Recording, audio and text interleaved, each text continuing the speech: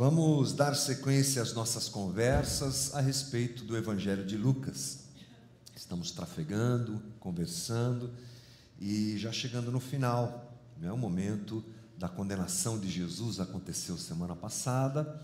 Hoje nós vamos falar sobre a própria crucificação do Cristo, nosso Senhor. Bem, é importante nós lembrarmos que não só na narrativa lucana, não só Lucas, mas os demais evangelistas deixam claro que Jesus, ele se revela durante o seu momento de presença entre os homens. Jesus se revela, ele realiza sinais, nós gostamos de chamar de milagres, João chama de sinais, porque cada ato milagroso realizado por Jesus é a sinalização de quem ele é.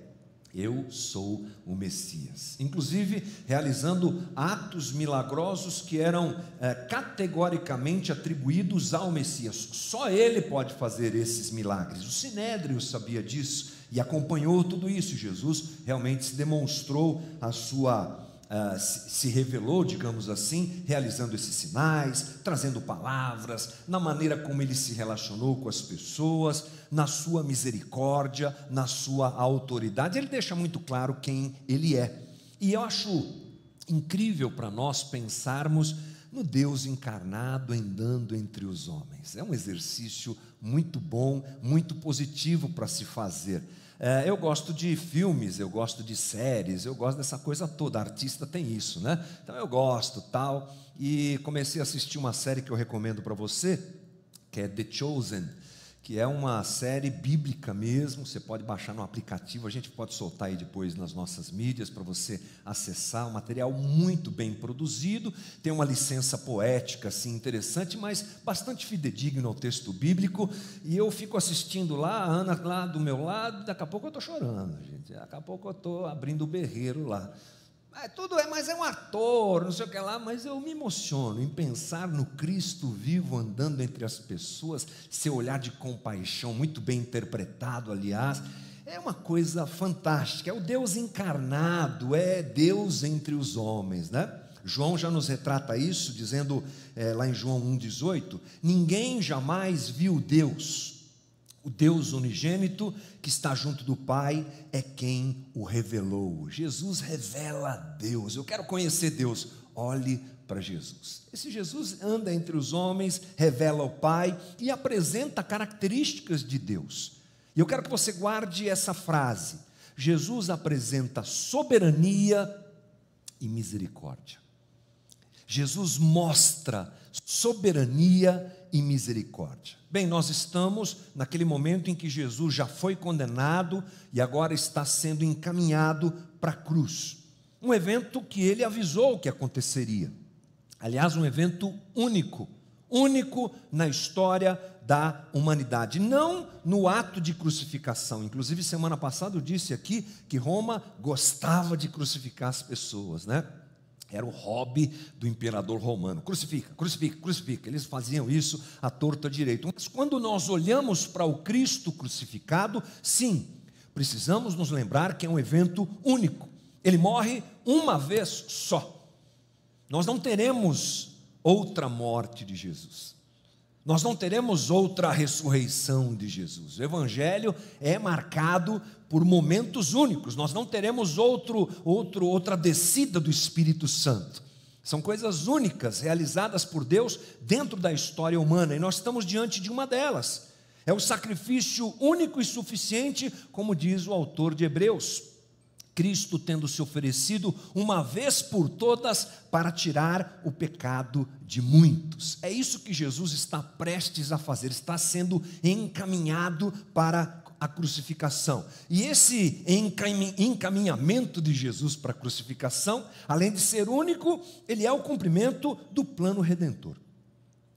As profecias diziam que isso iria acontecer. Deus anunciou ao universo que o Cristo seria crucificado. E esse é o ápice desse plano redentor, a manifestação histórica da soberania e da graça de Deus se apresenta neste dia em que Jesus é encaminhado para a crucificação. Interessante que semana passada nós percebemos aqui na nossa conversa que se manifestou durante esse processo anterior ao momento que nós estamos, no julgamento de Jesus, na prisão, no julgamento de Jesus, a vontade dos homens. Semana passada a gente chamou a conversa de seja feita a minha vontade. E o final da conversa foi no versículo 24 e 25 de Lucas. Eu quero ler para você se lembrar. Diz assim: então Pilatos decidiu atender-lhes o pedido. Soltou aquele que estava encarcerado por causa da revolta e do homicídio, a quem eles pediam. E quanto a Jesus, entregou-os à vontade deles. Essa narrativa, às vezes, traz a nós uma ideia de que Jesus estava dominado por aquela situação. Pilatos decidiu, ele decidiu. E ele entrega Jesus à vontade dos homens, do povo. Talvez seja interessante nós repensarmos a ideia de sofrimento e de impotência da parte de Jesus. Me parece que é para esse caminho agora que Lucas vai. Sim, os homens fizeram o que fizeram e a vontade deles se apresentou, mas não se engane, Jesus estava no controle de todas as coisas. É impressionante pensar assim. Aliás, nós, como não gostamos de sofrer, nós achamos que Jesus está na mão dos homens, coitadinho, incapaz, tomando bufetada, sendo furado, sendo exposto, coitadinho. Não tem nada de coitadinho nessa história. Nós vamos perceber que na vontade humana está se manifestando a soberania divina. Deus é Senhor da história. E se a cruz está vazia, o trono não está.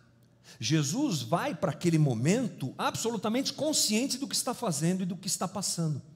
João 10:18. Ninguém tira a minha vida. Pelo contrário, eu espontaneamente a dou. Eu tenho autoridade para entregá-la e também para reavê-la. Esse mandato eu recebi do meu Pai. Não é um Cristo coitadinho, é um Cristo soberano.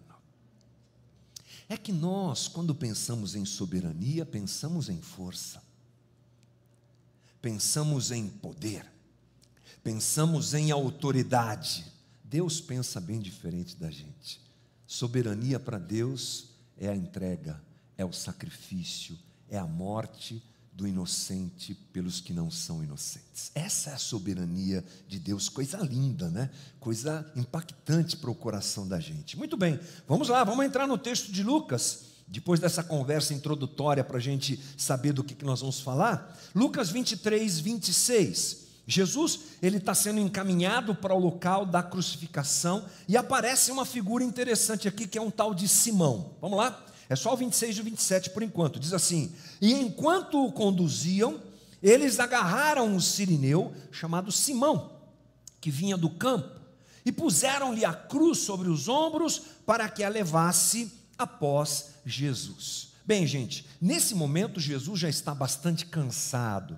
Ele já apanhou bastante, ele já foi humilhado publicamente, ele está cansado fisicamente, e durante o trajeto, o que possivelmente aconteceu foi que os soldados perceberam que esse que morreria não chegaria tão cedo lá no local da crucificação, e eles tinham muita coisa para fazer, não é? Daqui a pouco tem a hora do almoço, daqui a pouco vai acabar meu turno, vamos agilizar esse negócio. E eles usam de uma autoridade que tem e exigem que Simão carregue a cruz. Aqui mais uma vez a ideia de um Cristo fragilizado e sem controle. Coitadinho, apanhou tanto, está tão extenuado, tão cheio de cansaço, que vamos dar um jeito de ajudar esse Cristo. Sim, é isso que acontece. Mas nesse socorro tem uma soberania divina que a gente não para pensar. Aliás, eu nunca tinha percebido isso. Nos meus estudos dessa semana é que eu fui entender o que estava acontecendo ali, nesse encontro de um homem que aparece não sei de onde, talvez celebrando a Páscoa. A Bíblia só diz que ele veio do campo, talvez tivesse vindo a trabalho ou talvez não, mas isso pouco interessa. É uma figura que entra dentro daquele cenário e é obrigado a carregar a cruz do Cristo. Nós vemos nessa relação, provavelmente nessa troca de olhares, provavelmente no acompanhar o que Jesus vai dizer, daqui a pouco que nós veremos juntos aqui, esse homem chamado Simão, ele é tocado.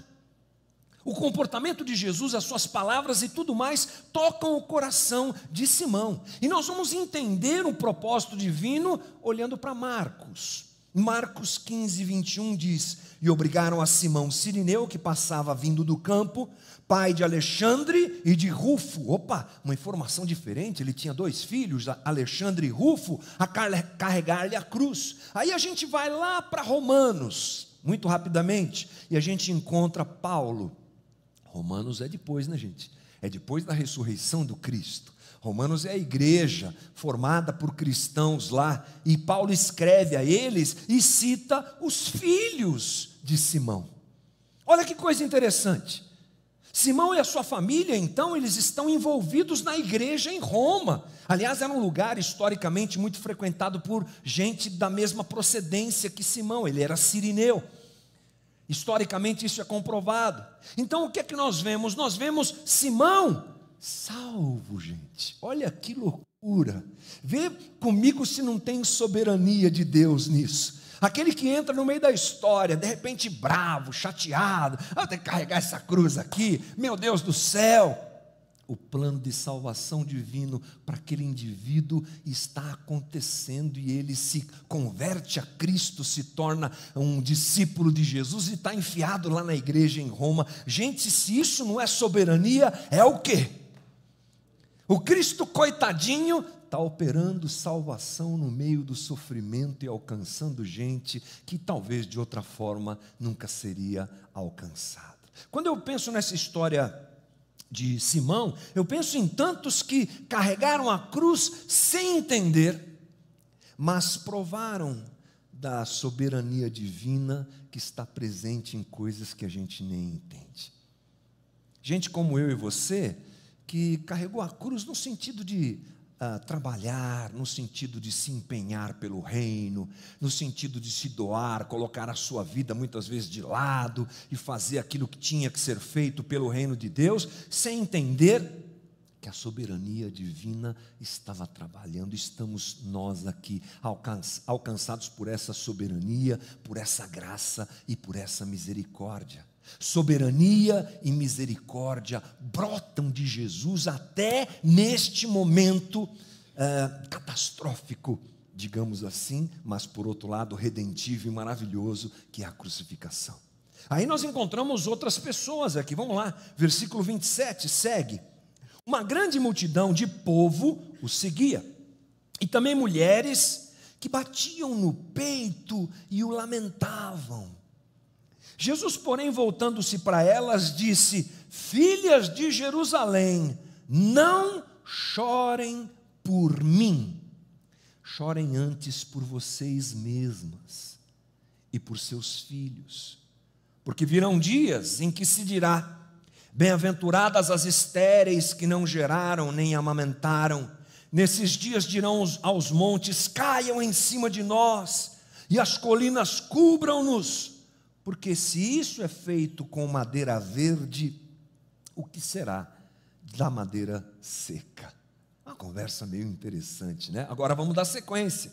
Simão está carregando a cruz, Jesus está ali cambaleando, e ele se depara com esse quadro, mulheres que choram por ele. Eu não duvido de que é uma cena comovente, um inocente, aliás, não só um inocente, qualquer um sendo maltratado como Jesus é digno de piedade, é isso que elas demonstram. Mas não é interessante que Jesus as corrige? Jesus chama a atenção daquelas mulheres, porque no meio da sua dor, ele anuncia a necessidade de arrependimento. Gente, isso é soberania e misericórdia. No meio da sua dor, ele olha para elas e diz assim: por que vocês estão chorando por mim? Não chorem por mim, chorem por vocês. E aí ele faz um anúncio que inclui uma palavra do profeta Oséias. Vamos nos lembrar que essas coisas que são um pouco difíceis para a gente entender, para eles faz parte do dia a dia. Citou Oséias, é nós aí, ó. Citou o profeta Oséias. Vamos dar uma olhada, o que é que Jesus está querendo dizer com isso? Oséias 10, 7, 8. Os lugares altos de Aven, que são o pecado de Israel, serão destruídos. Espinhos e ervas daninhas crescerão sobre os seus altares, e o povo dirá aos montes, olha a frase aí, cubram-nos, e as colinas caiam em cima de nós. O que é que Jesus está falando aqui, quando ele repete o que Oséias fala? Bom, nós precisamos nos lembrar que Oséias é contemporâneo de outros profetas conhecidos por nós, Amós, Miqueias, Isaías, e ele vive aproximadamente 740 anos antes de Cristo. Bom, o profeta Oséias, ele é profeta do Reino do Norte, tá certo? Lembre-se que Israel, em um certo período, foi dividida, né? Israel e outro estado, outra região, chamada de o Reino do Norte. Lá a capital era Samaria. Vários reis passaram enquanto Oséias foi profeta. E a principal ação de Oséias é alertar Israel da sua infidelidade ao Deus Todo-Poderoso. Ele fica anunciando isso, ele fica falando isso, vários e vários momentos. E o cenário espiritual que está em volta é horrível. Oséias está dentro de um reino comprometido, o reino do norte está completamente comprometido, tipo assim, idolatria, prostituição cultural, sacrifícios infantis, sacerdotes corrompidos, cultos hipócritas, eles estão fazendo tudo errado, e está lá Oséias anunciando, o juízo virá, e Deus o usa a tal ponto, de que ele se casa com uma prostituta. Lembra dessa história? Uma mulher chamada Gomer. Ele ama essa mulher, ele cuida dessa mulher, mas ela continua traindo a Oséias. Ela trai a Oséias. E ele apresenta, Deus usa essa relação de uma mulher infiel como a relação entre Deus e Israel. A infidelidade de Israel está sendo retratada nessa relação de Oséias com a sua esposa. E ele mesmo assim, Deus mesmo assim, chama Israel ao arrependimento. Olha lá, Oséias 14:1. Israel, volte para o Senhor, seu Deus, porque você caiu por causa dos seus pecados. Tragam palavras de arrependimento, convertam-se ao Senhor, dizendo, perdoa toda a nossa iniquidade, aceita o que é bom, em vez de novilhos os sacrifícios dos nossos lábios. Mas Israel não se converte. E em 722 a.C., a Assíria invade o reino do norte, e é uma carnificina, e é uma destruição absoluta. O cenário ali é a misericórdia de Deus apresentada a Israel. Se converta, se arrependa, o juízo está vindo, mude a sua vida. E o que nós vemos aqui? Jesus avisando as mulheres, olha gente, elas choram por ele diz, não chorem por mim, se lembrem do que aconteceu com Israel, e parem de chorar por mim, e chorem por vocês. Chorem o choro do arrependimento, transformem o seu coração, arrependam-se, tornem-se para os caminhos de Deus. Por quê? Porque o cenário é bem parecido. Israel está aqui nesse momento da crucificação de Cristo, longe de Deus. Eles haviam institucionalizado uma religião fajuta, mentirosa, e Jesus, quase morrendo ali de tanto sofrimento, ainda encontra forças para, de maneira soberana, avisar aquelas mulheres e a todos que ouviram as suas palavras, arrependam-se, não sou eu por quem vocês têm que chorar, chorem o choro de arrependimento por vocês mesmos. Eu penso naquele momento em que nós, às vezes olhamos para o Cristo com uma pena de Jesus, puxa, coitadinho, tanto sofrimento, tanta dor, ai Jesus, pobre Jesus. mas não temos um olhar que se volta para nós mesmos e para a nossa necessidade de arrependimento. Isso é um retrato de todos nós. Às vezes temos dó das pessoas, dó do mundo, pena e choramos por esse mundo. Sim, essa compaixão é digna, mas o exercício e a necessidade de olharmos para nós e convertermos o nosso coração é apontado por Jesus como uma necessidade. Na sua soberania e misericórdia, Ele está dizendo: se arrependam. Na sua soberania e misericórdia, Ele está dizendo: esse é o tempo de vocês chorarem por vocês. Esse é o tempo do arrependimento. Lucas narra o dia que Jesus entra na sinagoga, abre o texto bíblico e vai para Isaías 61, e ele narra ali a sua própria pessoa, ele se apresenta lendo o texto bíblico: o Espírito do Senhor está sobre mim, eu vim aqui resgatar os cativos, eu vim aqui proclamar o ano da libertação do Senhor, o ano do arrependimento, o tempo que nós vivemos hoje, irmão, a partir da vinda do Cristo, é esse.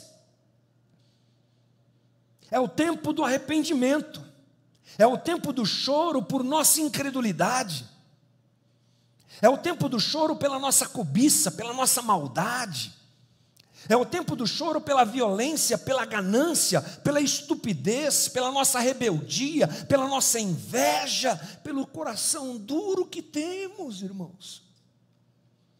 Na sua soberania e misericórdia, o Cristo, desfalecendo, ainda nos diz: filhos, voltem-se para mim. Filhos, arrependam-se. Filhos, vivam a metanoia do Evangelho. Se isso não é soberania e misericórdia, é o que, irmão?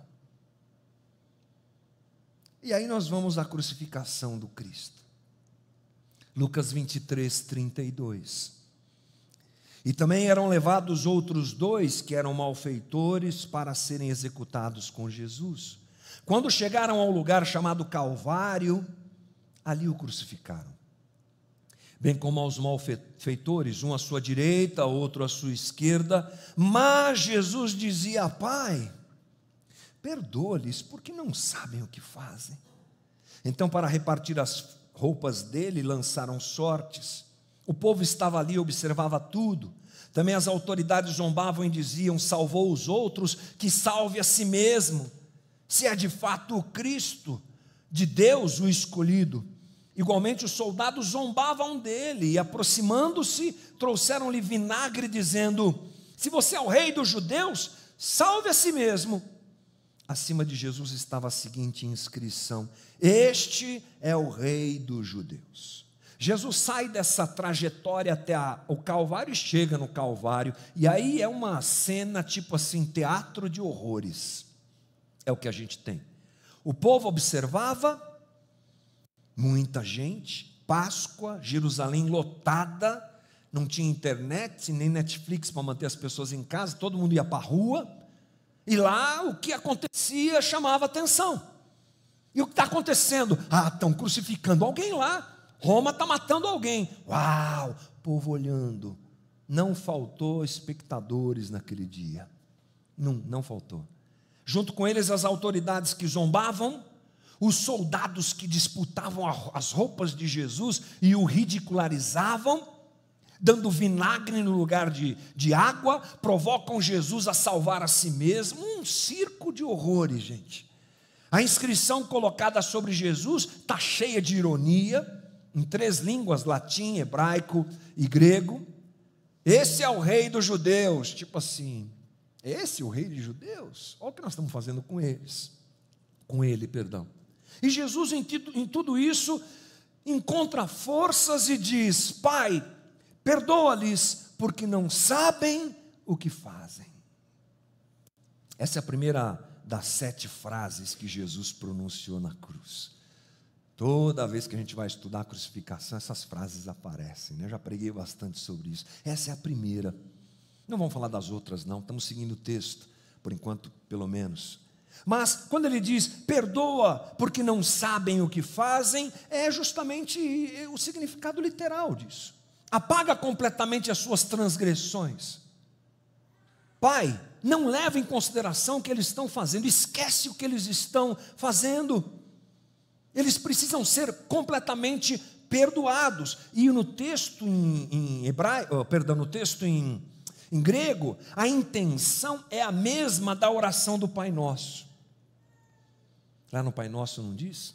Perdoa os nossos pecados. Então, é a mesma intenção nessa fala de Jesus. A gente encontra o Cristo que ensinou os seus discípulos a perdoar, agora pedindo ao Pai que perdoe todos aqueles que o estão matando. É um completo controle da situação, é uma soberania impressionante. Eu não sei se você já tinha feito a leitura desse texto dessa maneira, mas essa foi a semana em que minha cabeça viajou, ouvindo isso, lendo isso, pensando nisso, estudando sobre isso. Soberania. A soberania que identifica e assim manifesta misericórdia que o povo, que as autoridades, que os soldados, que ninguém daqueles que estavam crucificando a ele entendiam o que estavam fazendo. E aí ele clama por misericórdia. A obra divina está acontecendo diante da escolha e do pecado dos homens. Isso é soberania e misericórdia. É alguma coisa como se Jesus estivesse dizendo assim: eu sei o que está acontecendo, mas eles não querem saber, Pai. Tenha misericórdia. O cosmos está de olho naquilo que está acontecendo. O universo sabe o que está acontecendo. Os anjos sabem o que está acontecendo. Satanás e os seus demônios sabem o que está acontecendo. Só os homens, um bando de tapados e rebeldes, não entendem o que está acontecendo. Aquela é a cena mais importante da história humana.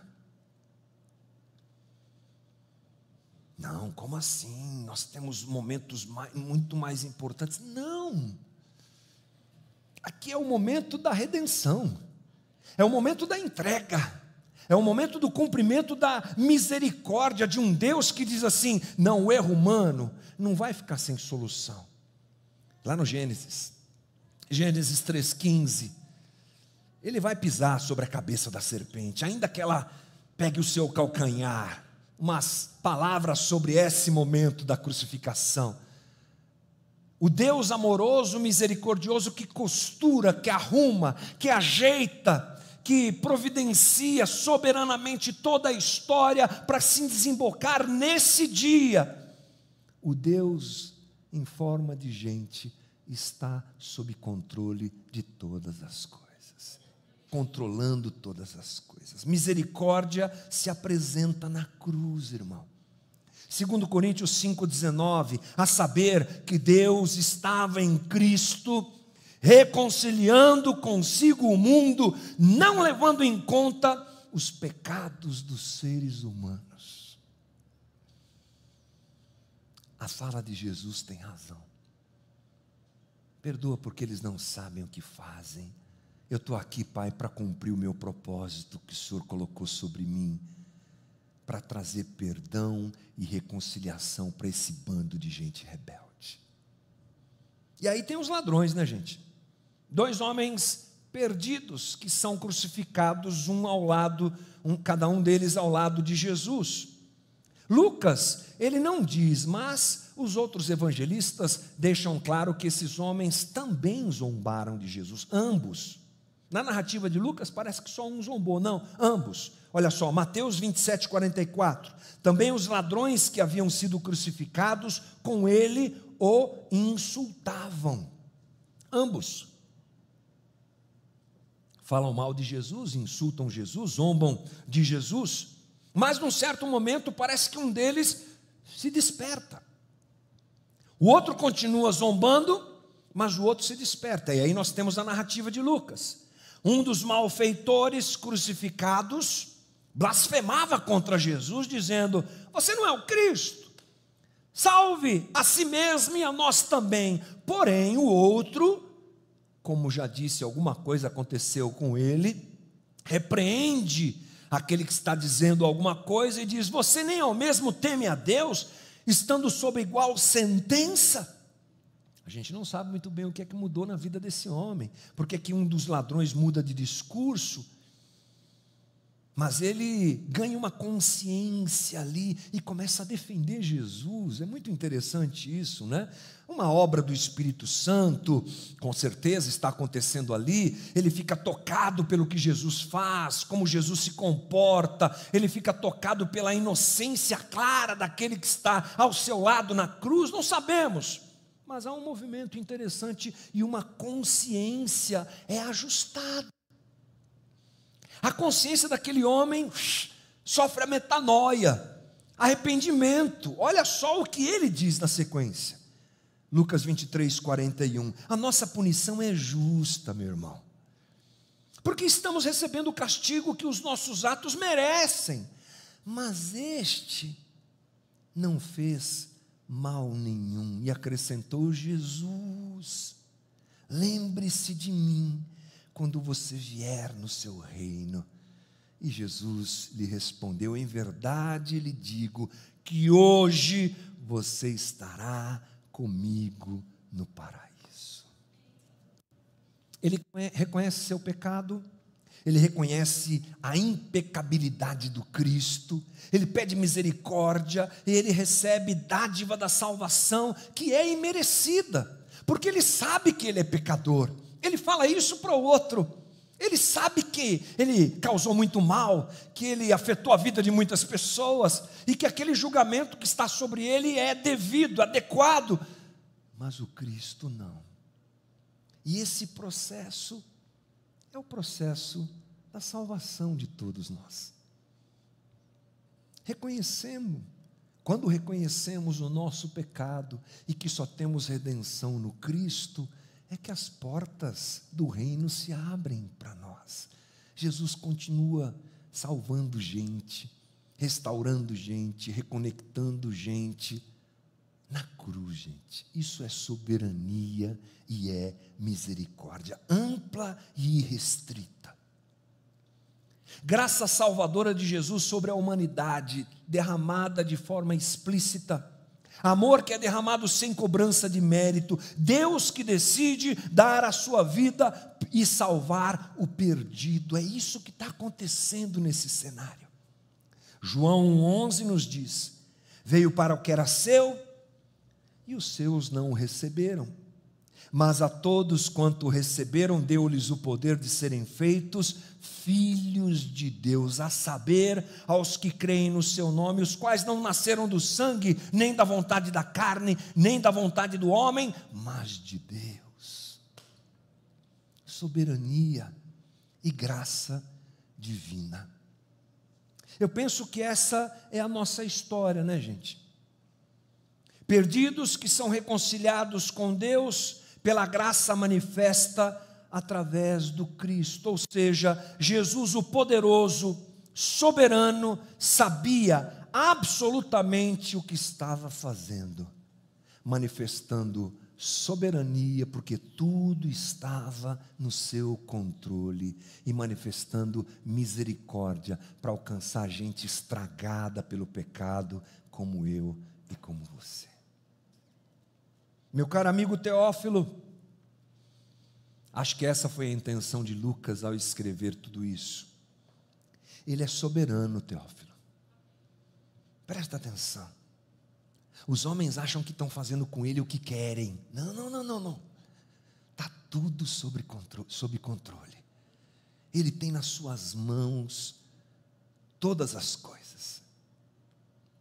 Por meio dele, por ele e para ele foram feitas todas as coisas. A chave da vida está nas mãos desse que está na cruz, irmãos. Não tem coincidência, não tem homem fazendo o que quer. É o Deus divino, soberano e misericordioso agindo em favor de mim e de você. Não tem plano B. Ei, meu Deus, Deus não ia falar meu Deus, né? Mas tipo assim, ei, e agora? Criamos o homem e ele pecou, e agora vamos dar um jeito. Quem vai? Quem pode descer e resolver? Não é plano B, não é quebra-galho, é soberania. É um Deus que cria, sabendo que o homem vai pecar, mas na sua soberania e na sua misericórdia ele diz: vamos fazer, vamos criar esse homem. Ele vai me amar voluntariamente, não como um robô. Mas se ele não quiser me amar, e no fim ele sabe que o homem não vai querer amá-lo, essa é a loucura do conhecimento pleno de Deus, da sua onisciência, nós vamos amá-lo. É a Trindade trabalhando em favor daquilo que ela mesma planejou, desejou e criou, eu e você. Deus é soberano e misericordioso, meu irmão. As mulheres choram. Simão carrega a cruz, as mulheres choram, as autoridades querem a sua morte, os soldados querem as suas vestes, o povo observa, um ladrão quer que ele o tire dali, mas no meio de tudo isso tem um que reconhece e quer a sua misericórdia e graça. Isso é incrível, né, gente? É aquele que diz: esse é puro, esse é santo, esse é inocente. Senhor, lembra-te de mim quando você entrar no seu reino. Essa é a conversão que Jesus espera de nós, irmãos. O Deus da soberania e da graça, operando dessa forma assombrosa, minimamente falando, assombrosa, espetacular, distinta, diferente e única. O que é que ele espera? Gente como o ladrão da cruz, que se reconhece pecador e se prostra diante do Santo dos Santos, dizendo: lembra-te de mim quando o Senhor estiver no teu reino. Que sejamos nós esses. Esse é o convite, irmão, dessa narrativa de Lucas. Converta o teu coração ao Evangelho de Jesus Cristo. Vamos ficar de pé e vamos orar, irmãos.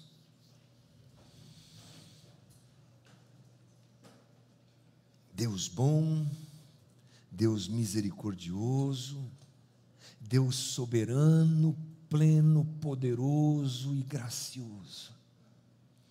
Esse é o nosso Deus. Nos faltam palavras, Jesus. Nos faltam expressões, nos falta música, nos falta poesia, nos falta para dizermos obrigado pela tua obra redentora naquela cruz.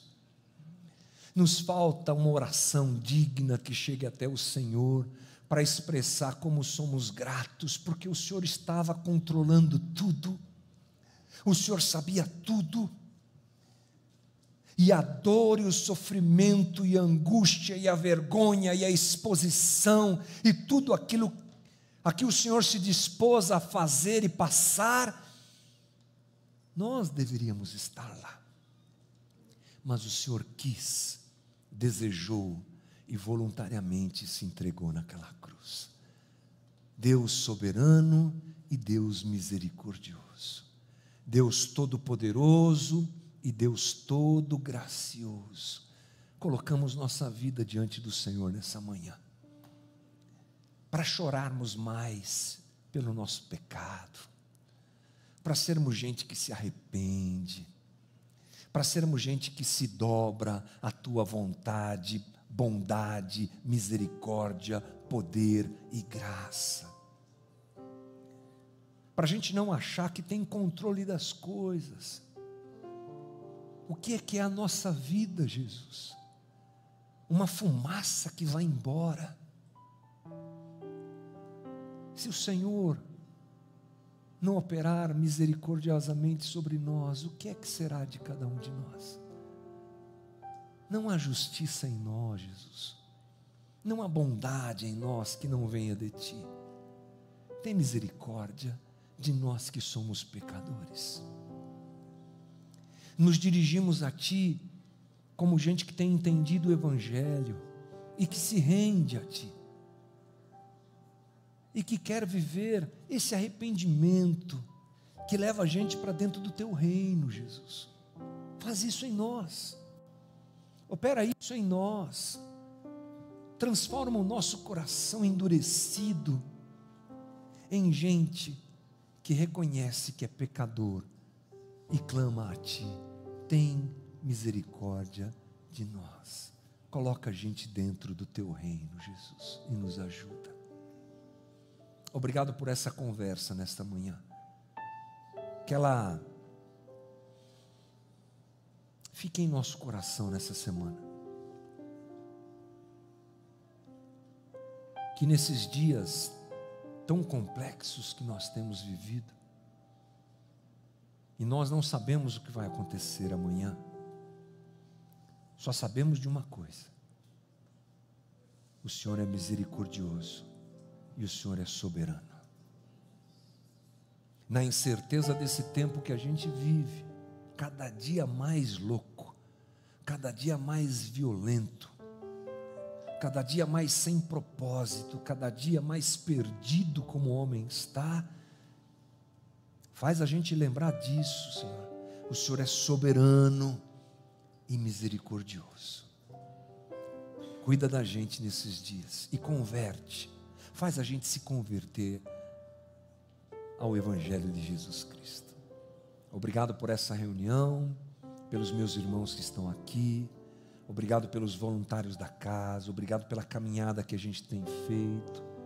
Forma em nós uma comunidade com o caráter de Cristo, mais perdoadora, mais amorosa, uma comunidade que espelha essa misericórdia que nós recebemos de Ti, uma comunidade que abraça os excluídos, marginalizados, uma comunidade que se abraça em sua carência, em sua necessidade, em seu pecado, buscando juntos a redenção pela graça e misericórdia do Senhor sobre as nossas vidas. Dá-nos um bom resto de dia e uma boa semana. Precisamos, Jesus, precisamos da Tua misericórdia sobre nós nesses dias. Muito obrigado, é a nossa oração nessa manhã, em nome de Jesus. Amém e amém. Deus te abençoe.